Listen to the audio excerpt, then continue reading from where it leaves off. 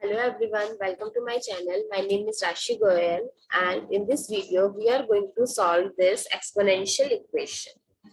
If 19 power x square plus 4x minus 21 minus 19 power x square plus 4x minus 22 is equals to 54 over 57 and we have to find the value of x where x belongs to integer. So let's start with today's solution. So I'm going to take this here, or I can write it as 19 power x square plus 4x minus 22 plus 1. I can write it as, and if I'll take this in bracket, I know the famous identity that x power m multiply x power n is equals to x power m plus n.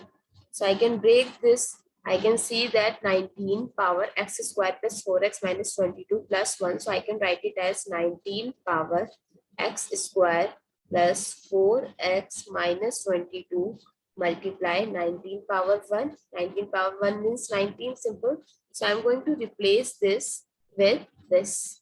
So I can write that 19 power x square plus 4x minus 22 multiply 19 minus 19 power x square plus 4x minus 22.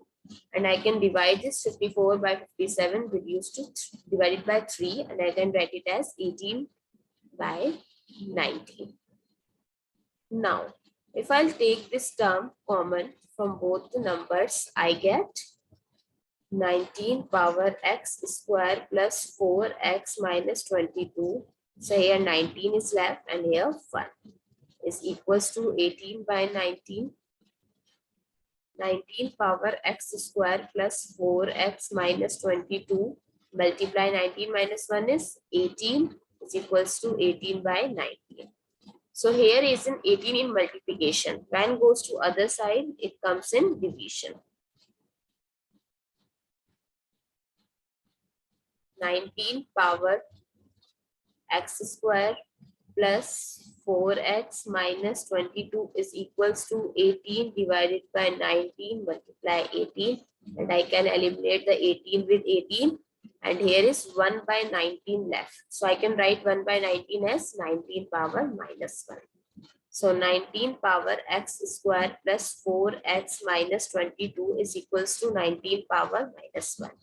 If base are same, that means power are also equal. So x square plus 4x minus 22 is equals to minus 1.